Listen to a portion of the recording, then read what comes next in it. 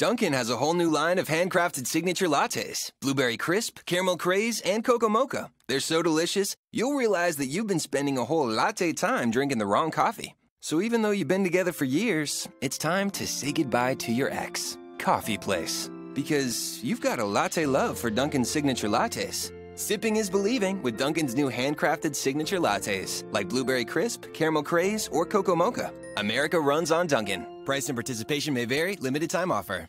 With Dunkin' Go-Tos, you can get a great deal on two of your favorites, like 2 egg and cheese wraps for $2, 2 bagels with cream cheese spread for $4, and 2 bacon, egg, and cheese croissants for $5. In my opinion, it's a deal that's pretty tough to beat. That's just if you want my go-to cents. If you don't want my go-to cents, it's go too late. Dunkin' Go-Tos, a great deal for $2, $4, or $5. America runs on Dunkin'. Participation may vary. Limited time offer. Exclusions apply.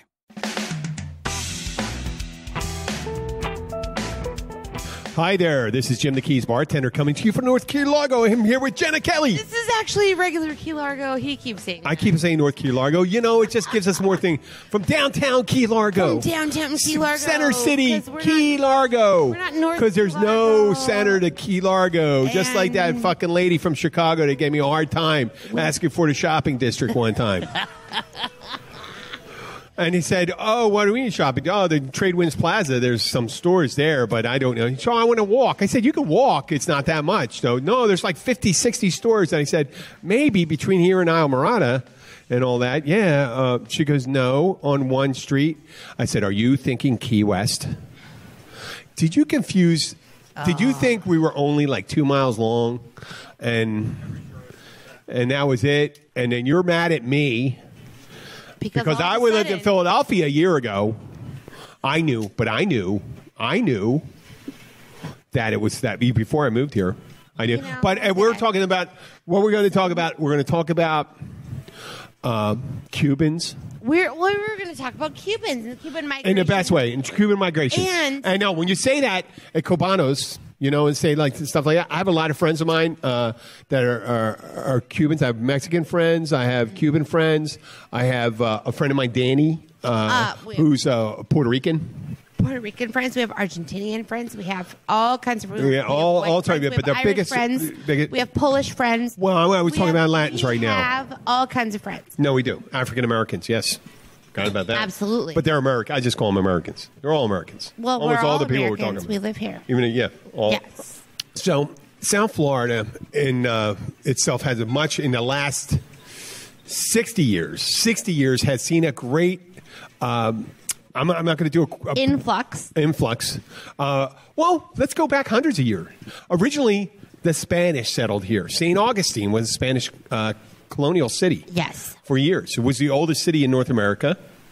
Oldest European settled city in North America. Oh, that's because there were Native Americans that had cities here, especially the Aztec, the Mayans, which hail from Mexico. Anigazi or whatever that stuff in southwest. Aztec Mayan is Mexico. Was it near Arizona? There used to be a civilization there, a real old one that disappeared. Oh, you're talking about an American Indian.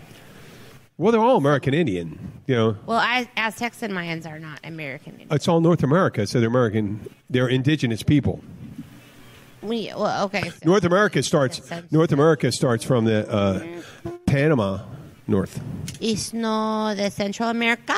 You know, people don't even want to say Central America anymore. But I mean, okay, let's go Mexico then. Okay, so Mexico and stuff like that. No, let's jump up to Arizona because I'm confused. They're indigenous Americans. Indigenous from Arizona would but be even what? there, they're not. All it is 12,000 to 20,000 years ago. The invasion from Asia started. A migration started over the land bridge, and they came into North America and made their way all the way down to Tierra del Fuego, if I'm not correct. I'm just doing that. I'm pulling that out of. I would. Yeah, Argentina. The tip of Argentina. It's only the tip. It's okay. It's just the tip. It's just the tip. It's all right. So. So they started coming. They got here much earlier than we did. Much earlier. There's truly no Native American other than maybe some mammoths, some birds, and things like that. It's funny when people talk about iguanas as being. There's very few native. And the history of the world is always the Navajo. Navajo was the big one, right? Navajo. No. In Southwest, there was one before. There was one. Yeah, from Navajo. Jenna's talking to people that don't have a mic. She's talking to people right now. Sorry, I was getting information from Papa. No, there was a large civilization that disappeared before we arrived, before the Europeans arrived. That was in southwestern part of the United States, and we're fairly well advanced. And there was some kind of climactic change that ruined their farming civilization. Yeah. Yes. Mm-hmm. And so what happened is the Europeans came here, and so Florida.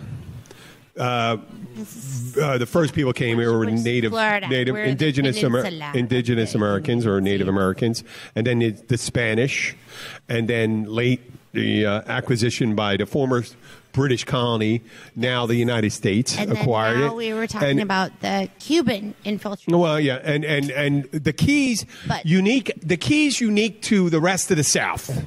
The one unique thing about the Keys. Well, first of all, let me explain the history on this. An archipelago. Key West never, during the Civil War, Key West always remained in the Union. Always remained. There was never a time where the Confederacy controlled Key West. So the Keys are insular compared to South Florida. And since 60 years ago, where there were always a Latin influence in Florida and Tampa, there was Cuban migrants that would come here, and they made their cigars and stuff like that. But the huge influx came right after Castro started throwing over the Batista government. And then you had the opponents come over here. So it was a large influx of... Is that the 50s? Late 50s. Late 50s, 59, 60, 61. Because they started falling apart. It was over. It was over by the time Kennedy took over. Castro was in charge for at least a year or two.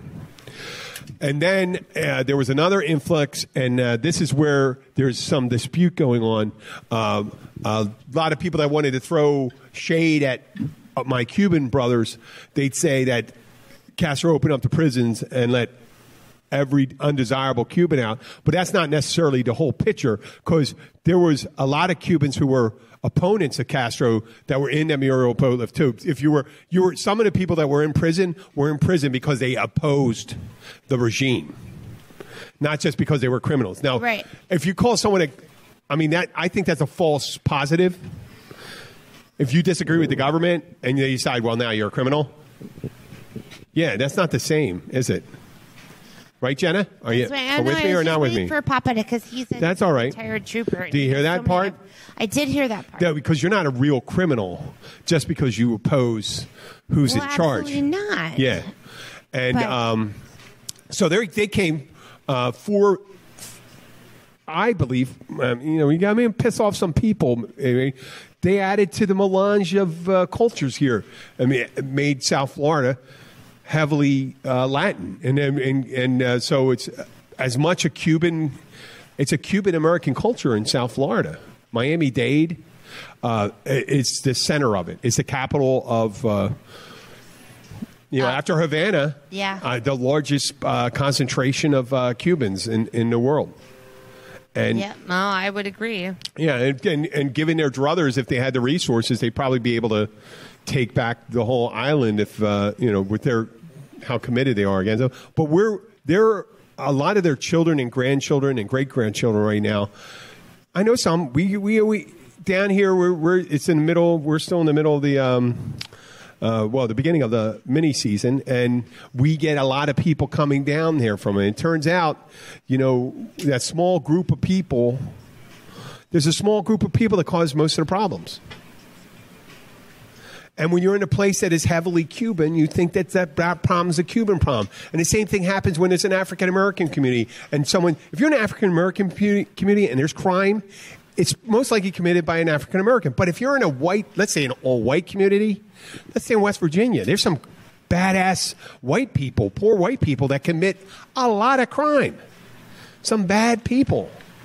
And in all these other countries of the world, Poland, Italy, Sweden, Norway, their prisons are full of people that are Norwegian, Polish, Italian, and things like that. It's just the way it is. So there's no group of people, and we were just discussing before that about Australia being the prison colony, the penal colony for the British Empire. Originally, the United States was. Georgia was a big thing. They used to send it to Georgia, and South Carolina was they send their prisoners over and say, you know what, listen, I know we could do it. And instead of spending our time keeping our prisoners here, we'll just send them over to the United States and have them work in the fields.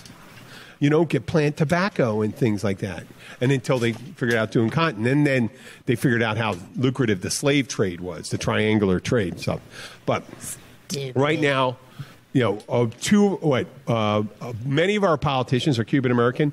Marco Rubio, our Congress person is a Cuban American. There's not so much down in the Keys, though. The Keys did maintain its, I couldn't even call it cracker culture. These are old white people that. Yeah, they're from the north. Old white. They're from the Midwest. They're from all these stuff, but it's not a Southern culture. But they do have the Cuban. We do have the little Cuban stores with the making up the Cuban lunches and stuff like that. Oh, that's great. Cuban coffee, Cuban bread, Cuban pork, dirty rice. Dirty rice is rice with black beans, onion, peppers. Whatever. If I knew how to make it, I would make it myself. You're not a Cuban. It's okay. You don't have to know how. You know what? I incorporate other. I piecemeal pick from other cultures. I like it. The one thing I probably won't do is I probably won't borrow anything from Indian culture, and that's Asian Indian. Not because I have a problem with Asian Indians. I don't like curry. My sister fed me curry one time, some meal. I always come back. I must be like a broken record. And we're going to get back to this Cuban thing. But she fed me curry one time. And I lived 30 miles away from my house when I was visiting her, and she was feeding me lunch.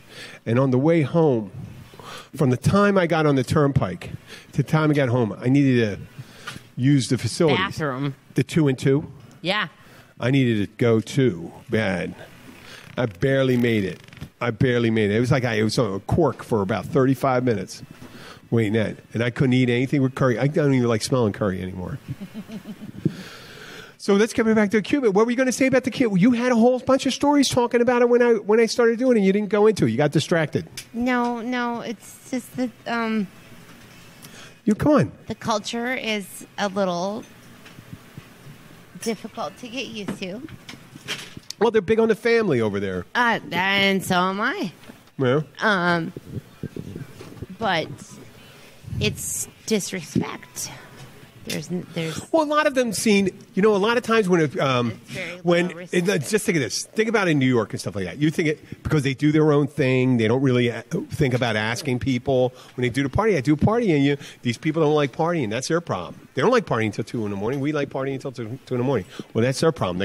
They're living in my world, not theirs. That happened with almost every culture that came here. The Irish, the Italian, the Polish. When they came in big groups, they found power in their solidarity, and they get together and they do their own thing, and they say "fuck you," because in a lot of places when they go right, no, that's what they do. If that's what they want. Once they mature, when I say they're not immature, but once their place in society matures to a level that they're integral to it, like Sons of Italy, right? Well, and hello, Papa Joe. Being born in Miami. Hold that mic a little closer, please. My neighborhood was Cuban, Irish, Jewish, and Italian. Yeah. And each of those cultures were based on respect and traditions and community and family. And so the Cubans that came here and had been here, and then the Cubans that came immediately as Yes. the Castro regime Yes. was Yes. gearing up immediately after, the first ones that fled. These were people that I found no different at all from, and their stories no different than my family stories from Italy during the war. And they were cohesive. Like Italians, they stuck amongst Italians, the Cubans stuck amongst the Cubans, and that was not anything unusual, but they were also community-oriented, and you knew your neighbors, and it was based on respect. You raised your children with respect. I mean, there was no difference in that Latin culture than my Latin culture. We've since called it a Hispanic culture because of the Spanish background versus just Latins. But Latin culture is no different than, the needs of a family, what a mom and a dad want for their children are no different. I don't care what culture you're from. You're talking about, crime in various cultures. Every culture has crime. But I found that there is a constant that alters the amount or the percentage of crime in a culture, and that constant is poverty. Yep. And the more impoverished a group is, the more disconnected a group is. Generally, you have a higher tendency of crime, and the crime is perpetrated upon their own, primarily. So, just like the Cosa Nostra when it came into the United States, it started protection rackets, whatever they did inside their community, and eventually, they go outside. Obviously, the Russian, the Irish mob, the Russian mob in the 70s and the 80s, where the Russian government started releasing some of they call them the refuseniks. People that they said they were opponents to the government, but encased in some of them were Russian mobsters. And what a lot of times what they do when they come over here, and especially they have ties to their home country too. And right now, the Gambino family is trying to reestablish ties. Sicilian or either Sicilian families are trying to reestablish ties between them and Sicily.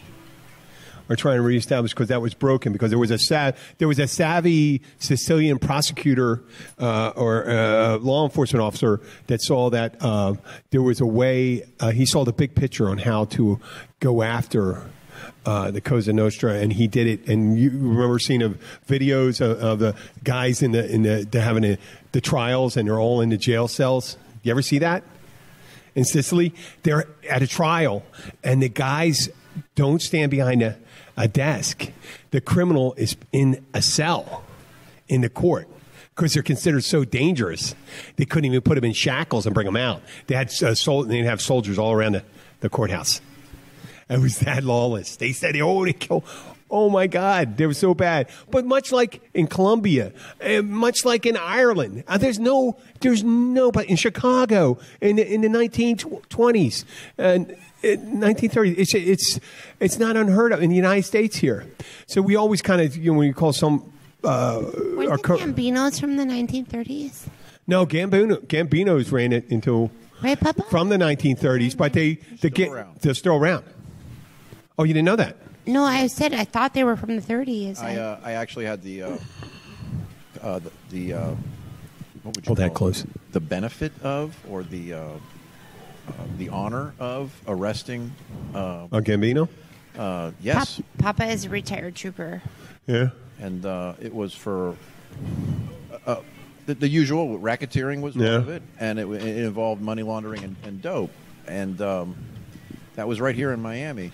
And these are things that when you lose your perspective, yes, and when you become aggravated by the day in and day out things, it's real easy to take your finger and say, "Oh, those people, yeah." That's what I was trying to equate. So because there's such a high percentage of people down here are Cuban, you don't. It's easier to spot them. But if you look on Keys SO and stuff like that, there's tons. Proportionally, the same amount is equally represented. Is equally represented. And let me give you a little note on something. Is it Jeffrey Epstein? Yes. Is he going to be rooming with El Chapo? Well, he'll be in the same prison. He's in the same prison as El Chapo. Yeah. Okay. Now, guessing. Chapo. And Jeffrey Epstein, a American billionaire and a Mexican drug lord.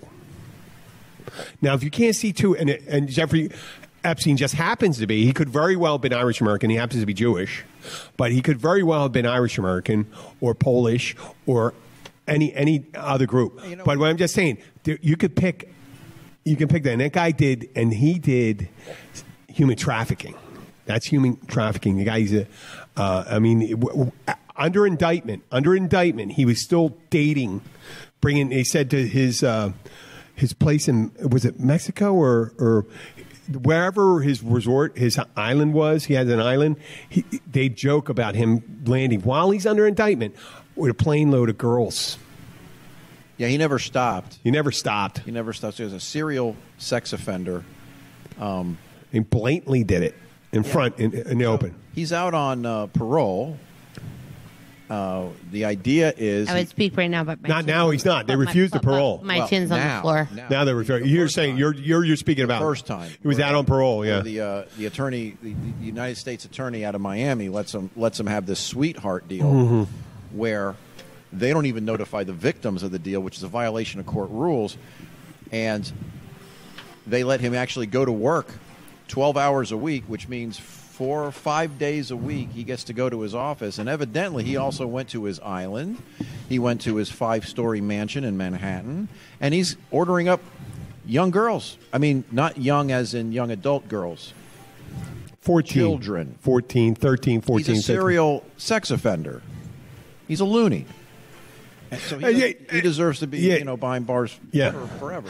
No, the way I bring it on there, it's like if you were going to pick a group down here, like people have a way to paint with a very wide brush, and go and say, "God damn Cubans." Well, you know what? I mean, it's nothing like some really good Cuban music. Listen, some Cuban food. It's very exciting. Cuban culture, I'm sorry, would be a boring podunk, because that's what it was. Now, some people say, well, it was nicer when it was, a quiet town. Mm-hmm. No, but Miami is a metropolitan. It's the center in this hemisphere for South American commerce. 3 minutes. And it is a very important city. And without, not just Cubans, but without Hispanic in general influences, Miami is a sleepy nothing zero town. And geographically, it's not set up to be a zero town. It is perfectly situated to be the focal point of South American, Central American commerce. It's just grown that way. And unfortunately, it's also grown with the bad parts that come out. I love a lot of the positive parts. I love it. I love the I know. It's just like part of the thing that makes it exciting. Just like New York. They're so loving. Just like New and York. They come to you, and I'm a white girl. Well, I'm a brown girl up north, but down here I'm a white girl. And they give you kisses and they hug you, and I love them. And there's so many of them that I just adore. Listen, Linda. Linda. You can talk a little bit like everybody around you. I can do You're it. missing out. It's okay. I always tell everybody in my office I know 3 words in Spanish. Okay, I think what? They say, do you speak Spanish? I said, yes, I know 3 words. And I'm a finance director, remember people. So I said, firma aquí, which means sign right here. Iniciales aquí, which means initial right here. And my 3rd word is cerveza. So I think it's a perfect time to I think it is. It certainly is. And say hello to my little friend. Say hello to my little friend. Okay, we're going to be taking a little break right now. Whether you're one of our regular visitors to the Florida Keys or you can't wait to visit for the first time, you'll want to stay up to date on everything that's going on in the Florida Keys. To learn all the secrets, tips, and the stuff we don't talk about to anyone but each other, visit 43keys.com. Sign up for our newsletter and never miss any of the exciting things we have planned for you. That's 43 Keys. The number 4, the number 3, keys.com.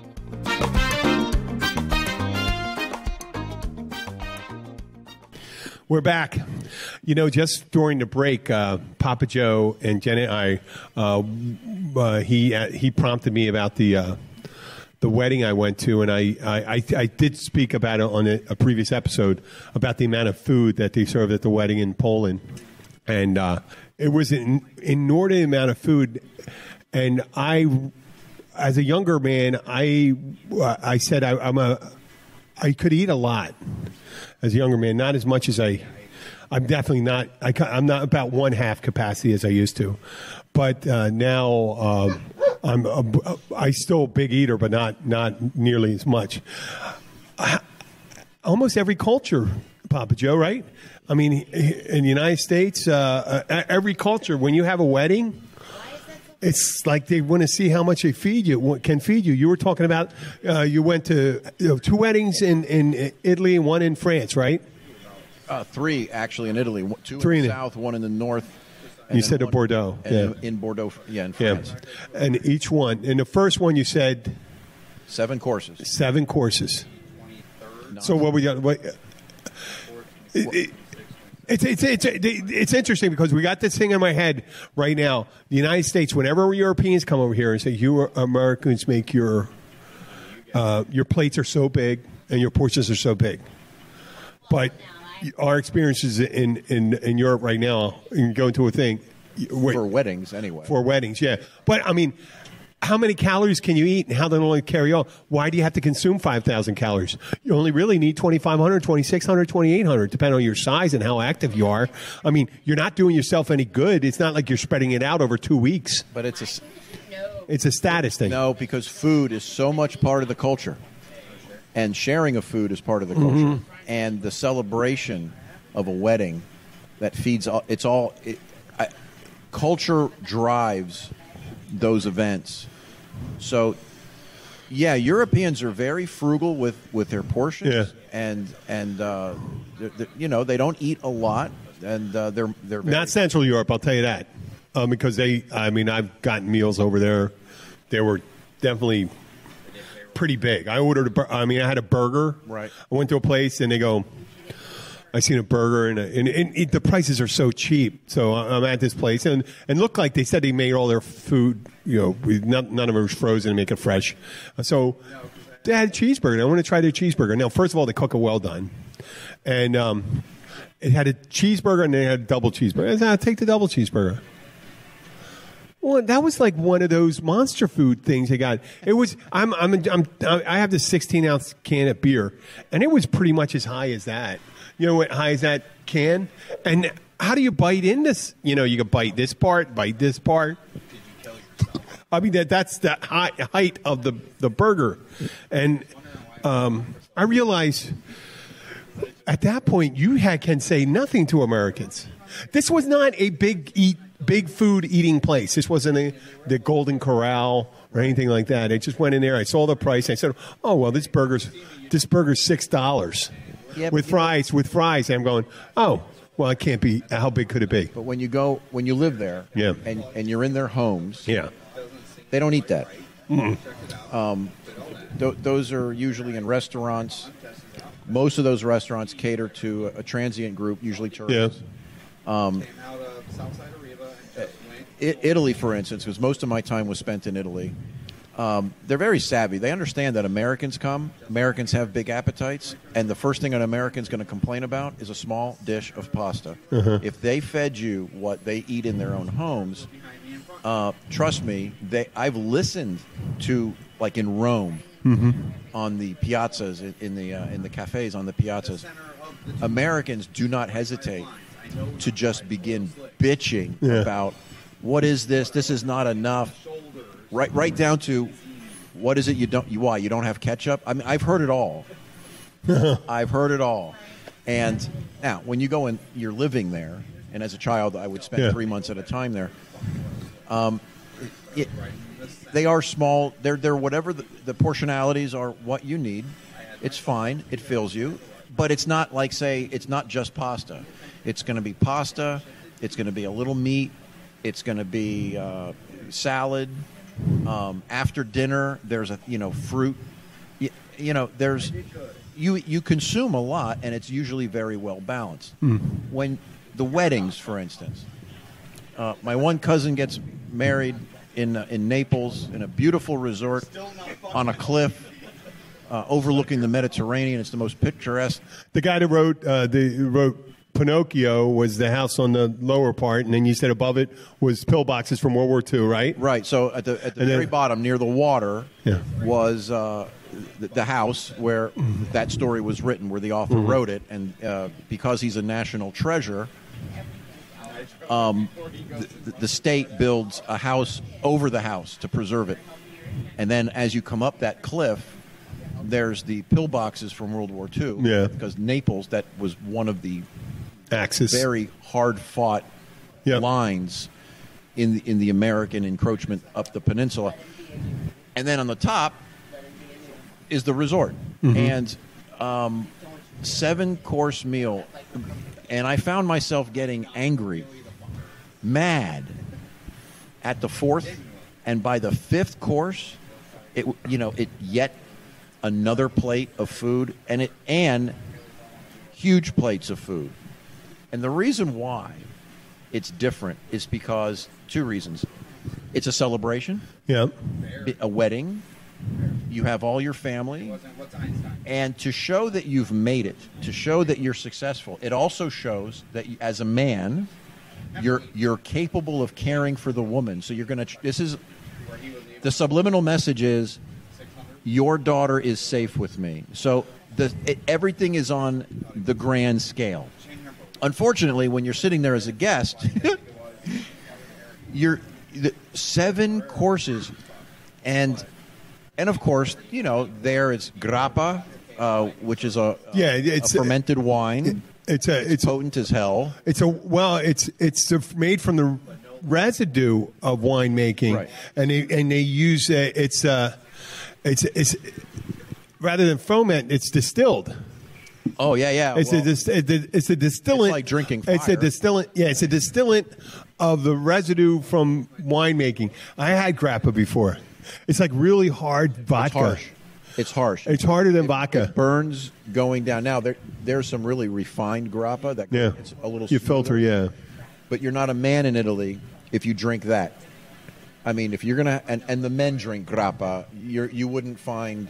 There would be very few women that step up to a bar and say, "Give me grappa." So that's flowing. That would be like shots, right? And then, of course, there's wine, and then there's other distilled spirits there. There's bourbon and rum and scotch and everything else. So, and of course, there's like any celebration. There's dancing, but it goes on.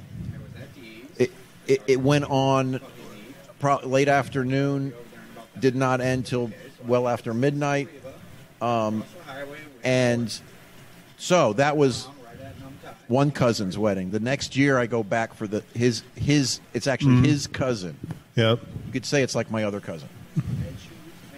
Well, he had to outdo his cousin, so instead of 7 courses, he had 9 courses, and the bar was bigger, everything was bigger, the band was bigger. He just had to. He couldn't just say, "Well, I'm as successful as my cousin. I'm more successful." The culture plays in that. In Bordeaux, and the one in northern Italy was a little more refined. And I know that aggravates some Italians. The difference between southern Italians and northern Italians, but it was in a more formal venue. Let's just say that. When you say northern, was it way north? Is in Milan. Oh, that is way north. That is way shit! north. Holy shit! And it was somewhere around 5 courses. It was a little more doable as far as not getting mad at how much food you were eating. But Bordeaux mimicked my first cousin's Oh, really? wedding. The food was just endless food, endless booze, endless dancing, joking. I mean, when they open the doors to a celebration, that's everyone's time to shine. Yeah. And they don't hold back. I've been to towns. There's a town in Tuscany. It's a medieval town. Uh-huh. It's on a hilltop, and they have a pig festival every year. Yes. And there's hogs that roam wild in Chianti, and once a year they thin the flock because they damage the vineyards, and they have a pig festival. A lot of towns do this, but this one particular town I was at was like the best one at it. They've been doing it for, I don't know, and I'm not kidding, almost 1,000 years. Yeah. Okay. That would It's make not sense. unusual there, right? The entire town, there's like 40 houses on top of this hilltop. Mm-hmm. Everyone opens their doors. They put tables out on their balconies, their living rooms, their terraces, and everyone gets a pig, and every family has a family recipe for cooking pig that's as old as the town, because these families, they're not transient. They trace their lineage back. So the whole town opens up. There's parades, fireworks, and it's a free-for-all with food. Yeah. And you just go from house to house to house. And so when Europeans celebrate food, or if food is involved, my experience is they go all out. You're going to just eat a lot. However, on a day-to-day, you're living there, you're going to school. See, this is the one thing I don't fucking understand. How in the hell, when I was younger, I was the guy that ate 64. I could eat 64 chicken McNuggets in a contest, in a seating. And that's before I knew it was in a contest. I ate 2 Big Macs before that. But you got to be in training. You got to keep on doing it. If you guys go see the 4th of July eating contest, the Coney Island one, those guys are doing that every week. If you don't do it, then you lose your abilities. I don't quite understand how you can eat a little all the time, which you really don't. I mean, right now I don't eat. Well, I ate a lot. I ate a fucking lot today. I ate like a fucking Italian. I made this past week. I made a big pot of gravy, big thing of meatballs, 3 packages of spaghetti. Thank you for calling it gravy, by the way. Okay. And I made it up, and I put it in a bunch of Tupperware and stuff like that and put it away. Because I heard there's studies done that if you do chill pasta, it's healthier for you because it becomes a more complex starch when you reheat it. So I'm doing it. And I've been eating it for 7 days. And I'm just about done with it. So what I do today, I had a day off. I made a big pot of beef stew. And 3 hours after, and I started eating it, and I ate and ate and ate and ate. I ate and ate. Now I'm back. Like tomorrow, if I wanted to, I could probably eat a lot. It takes a while. You got to get back into it. I think I got back into shape, eating shape, when I was over in Poland, because every fucking place you went, someone's going to offer you food. Every house. I love my friends in Poland, and we went over a house. As soon as I'm driving, and the same people that tell me they got a 0 tolerance for alcohol, so don't have. If you are driving, do not drink. Do not have a drink. And I did that. I go like this. I figured that was the safest thing to say. Hey, listen, do you put up vodka or wine? And go, oh, I'm driving. And they go, wait, you're the one that told me before I came over not to drink and drive, and you're still trying to push the drink, because then we'd have to sleep over their house. But then they're giving you cake. Yeah. And stuff like that, and whatever. Cake. I think we forget that sometimes, that when someone comes over, my grandmother always used to do that. She'd put out cookies. One of my friends' mothers in high school, one of my best friend, a guy I had a room with in college, his mother came over one time, and my mother made her a cup of coffee and brought her out a piece of cake. And she almost cried. Not because she was touched that, people still do that stuff. She remember as a little girl then. Right. And this was back in 81, 82. People had stopped doing that. Then when someone comes over, we do the drinks. We do the drinks, but not the food. Well, company's coming. Yeah. My mom would say, company's coming. And when I learned to drive, company's coming. Go. I don't have time to bake, because she would bake a cake. Yeah, go get a coffee cake. And if you didn't have coffee and coffee cake, cookies, you were not. You just weren't a good host or hostess. It was an expectation. It was nice because what did you do? You went there. You sat around the table. You talked. You had company over. Mm-hmm. You chit chatted, and then everyone knew. Hey, I'm not here all night. It's time to go. Everyone had a family. Yep. Now it seems to be more like the niceties, the formalities. Yeah. The frilly stuff is gone. It's pop open some beers or pour some drinks, and usually the homeowner has to say, "Hey, I gotta go to work tomorrow. I'm going to bed." Whereas when I grew up, you never got to that point. Well, yeah, I had a roommate. I used to have growing up when I got out of the Navy and stuff like that. Whoever your roommate was, I had a roommate who was working in the service industry, and I had a regular job. I had to get up at 7 in the morning. And it'd be like 2 o'clock in the morning, and all of a sudden, fucking people rolling into the apartment right there. I'm like, fuck! What? You got to be kidding me! Same thing in college. In college, I was in NRO, Navy ROTC, and Thursday morning was the early day. I had to be up at 5, uniform, ready for drill and inspection. 6 o'clock. I'm a college kid living in a fraternity house because already beer and all that stuff. So you got to still be disciplined enough to fucking wake up in the morning. The fraternity guys had the toughest to do it when they had to do things like that. And I got my ass up. And I remember one night, one of those early days, my roommate came in and he put on Moby Dick. Led Zeppelin, Moby Dick. Nice guy, Tom Brown, man. I love Tom Brown. He was a good guy. He was a cool dude. But he smoked a little weed. And he wanted to hang out with his girlfriend. And I'm trying to sleep. And he's hanging out. He's listening to Moby Dick. Now, if you're going to fuck your girlfriend, why you put on the music? Coming up there, smoking weed. And first of all, smoking all the weed, he's coming up there. I got to take I'm worried about getting a contact high. You know what I mean? And just screw your girlfriend. And we had these, we did space savers. We made like bunk beds? Yeah, where you opened up the bottom and you put your desk underneath and shit like that. Yeah. Or the couches underneath. And we put our desk on the other side, too. So I'm like, I'll pretend to be asleep if you're going to fuck her and stuff like that. That's fine, man. It's like, I didn't know if he was trying to get me out. I said, I got to be up in 4 hours, man. And then he goes in. All of a sudden, it kept on creeping up.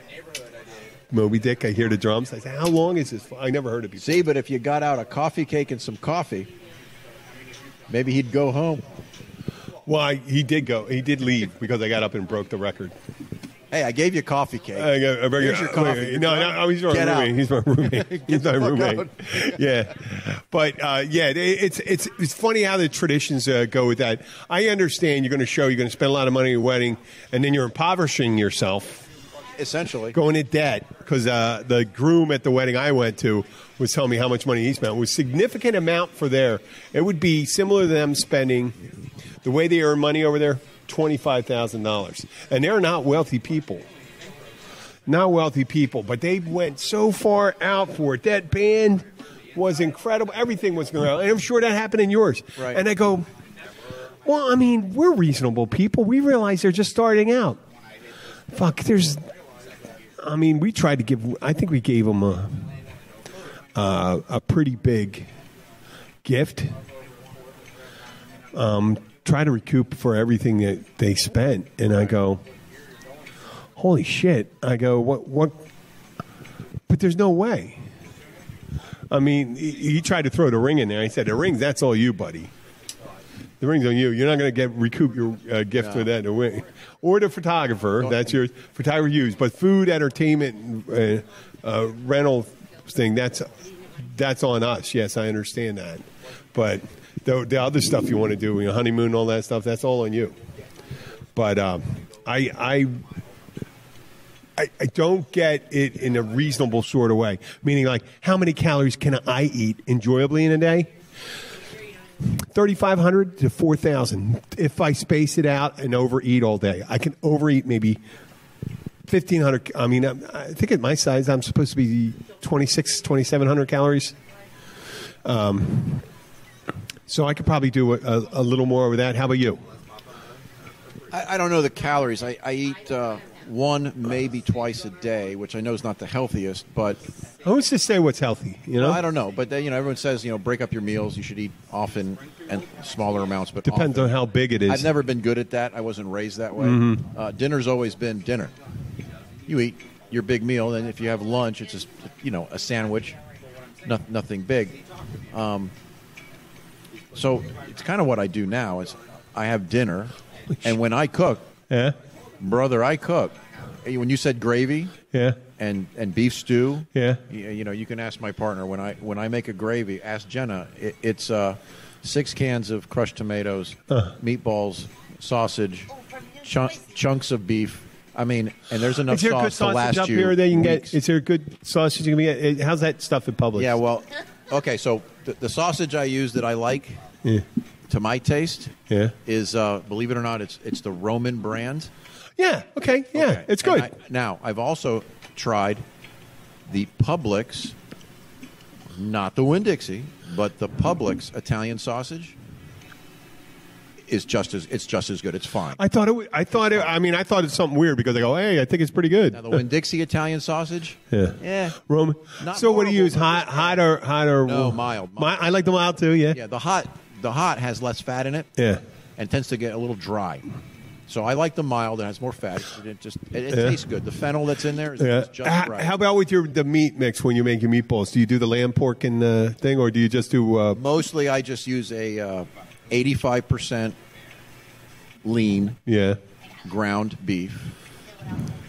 If I'm really making a what would be a formal gravy, it would be ground pork, ground beef. I don't use lamb. I don't use it's pork and beef. Parsley chopped up fine. A little bit of breadcrumbs, some egg. Just a little bit of breadcrumbs? Yes. I don't too much breadcrumbs. You'll dry them out. Okay. Now, there's 2 things in my family. One side of my family will take the meatballs and sear them in a frying pan. Yeah. Or the way I do mine in the oven. Yeah. My mom would make the meatballs and drop them right in the sauce and let them cook in the sauce. Oh, okay. Okay. I like both ways because my grandmother was part of that side that seared them.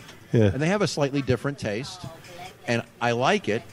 But I also really like the way my mom I always thought that you could do that when I'm thinking, well, I put them in the oven. I put them on a thing and I put them in the oven at 375 and brown them. Right. I just keep on turning them. You can. And turn them. It just sears in the juice. If you fry them in a frying pan, it's better because you quick sear them. A quick serum is better? Quick serum, and it keeps the juices in there. However, I make so many meatballs at a time. It's so hard to it's turn. time consuming, isn't it? Because you get the frying pan out and you're you got to keep on doing it. Keep on doing it. No, what I've learned to do. So, but you can put them in. You can put them in raw right in there. Well, you're going to make gravy. You're going to be sitting there for hours, right? Every 20 minutes you make a stir. Yeah, so just drop them in, and they cook fine. They're nice. They're juicy. I also put Parmesan. My balls are so juicy. Sweaty balls. Sweaty, salty balls. And you know what? And you were going to finish. I'm going to give you the sign up. We're almost at 50 minutes, and Jenna, you have a good conversation over there. I just wanted to. Hey, Jenna, talk about my sweaty balls. I just wanted to talk about the sweaty chocolate balls. No, but I made a bunch of balls last week, and they were a bit dry because my balls were a bit dry. Why are your balls so dry? There's Neosporin too much. Neosporin doesn't. Gold Bond medicated powder. That just dries your balls out even more. No, it doesn't. It draws out the juice.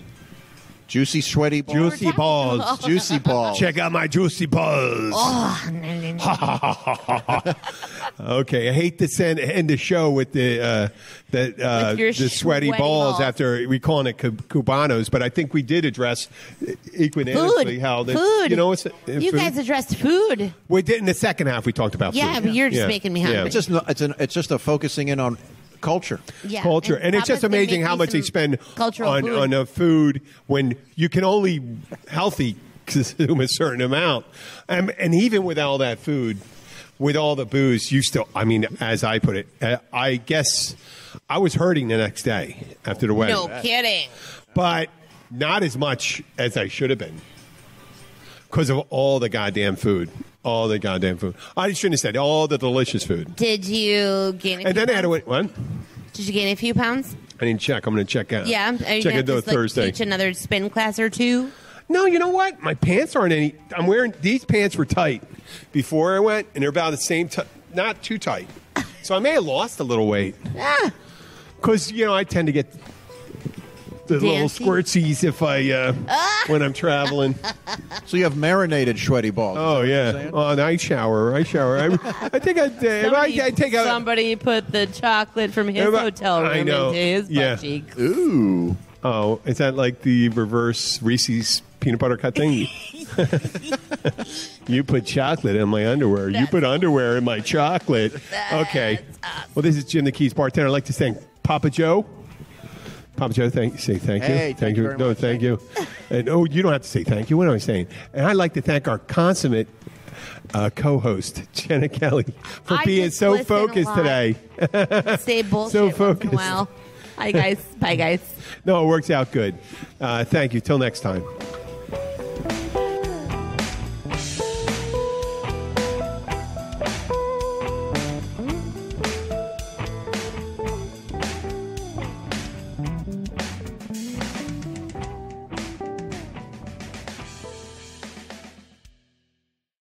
More than 1 million people in the United States are living with HIV. Know the facts about HIV to keep people alive. Get tested and get treatment. When we support people living with HIV, we make it easier for them to live healthy lives. We all have the power to stop HIV stigma. For more information, visit health.pa.gov. Paid for with Pennsylvania taxpayer dollars. Right now at T-Mobile, get an awesome iPhone XR on us when you bring your family over and trade in your old device. Because whether you have mom, dad, or a friend on your mind, it's a gift so bold and brilliant, you'll want to keep it for yourself. And most importantly, it's on us in 6 vibrant colors. Plus, with unlimited everything from T-Mobile, the awesome iPhone XR will have everyone snapping, streaming, and sharing to their heart's content all year long. But don't wait, it's only for a limited time. So visit a store or call 1-800-T-Mobile and get iPhone XR on us.